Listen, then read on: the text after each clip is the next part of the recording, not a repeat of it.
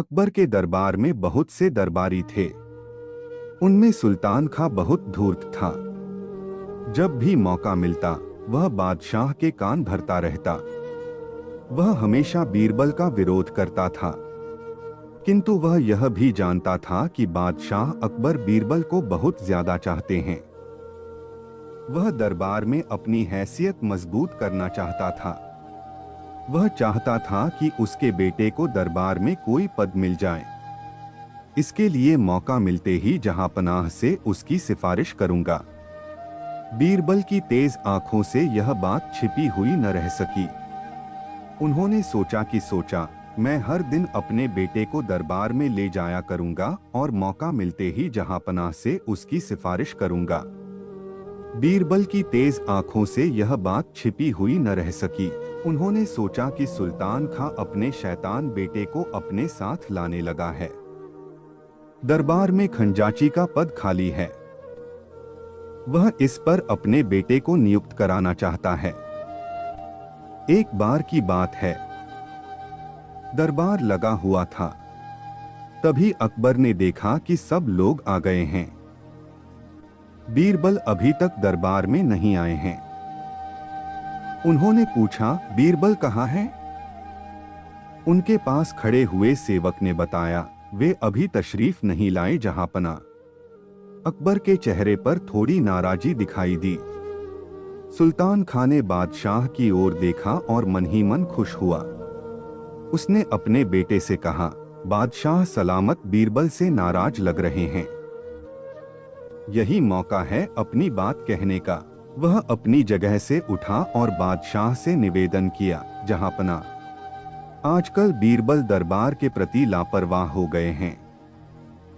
उन्हें दरबार के वक्त का पाबंद तो होना ही चाहिए।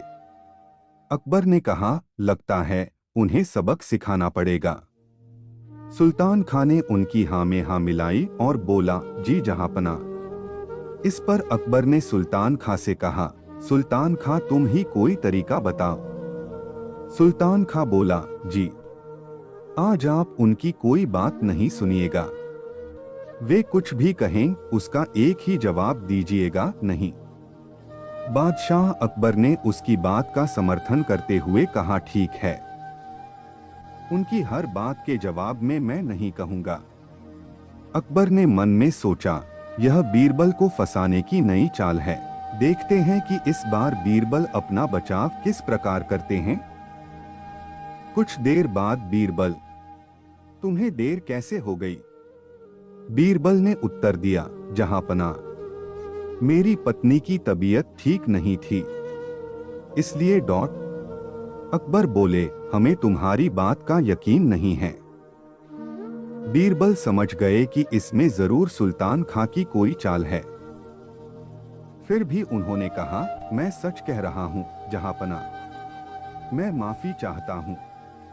नहीं, माफी नहीं मिलेगी। अकबर ने सीधा सा उत्तर दिया, ठीक है जहांपना, तो फिर राजकाज के मामले निपटाए जाएं। बीरबल ने निवेदन किया। इस पर अकबर ने फिर नहीं में उत्तर दिया। बीरबल समझ गया कि आज बादशाह हर बात पर नहीं कहेंगे। उन्होंने पुनः निवेदन किया, तो फिर मुझे घर जाने की आज्ञा दी जाए। किंतु अकबर ने फिर कहा, नहीं, हरगिज नहीं। बीरबल ने देखा कि सुल्तान खां के चेहरे पर मुस्कान है। वह अपने बेटे से धीरे धीरे कुछ वह कह रहा था। तभी बीरबल को एक नई युक्ति सूझी। उन्होंने निवेदन किया, जहांपनाह, आपसे एक प्रार्थना है, सुल्तान खां के बेटे को नया खजांची नियुक्त कर दें। बादशाह अकबर तो आज नहीं कहने का मन बना चुके थे। उन्होंने जोर देकर कहा, नहीं बीरबल, नहीं। बीरबल ने झुककर आदाब किया और बोले, आपकी जैसी मर्जी जहांपना। अकबर समझ गए कि बीरबल ने सुल्तान खां के तीर से ही सुल्तान खां को घायल कर दिया है। उनके चेहरे पर मुस्कुराहट आ गई। दूसरे दिन दरबार में बीरबल ने देखा कि सुल्तान खां और उसका बेटा दोनों अनुपस्थित थे।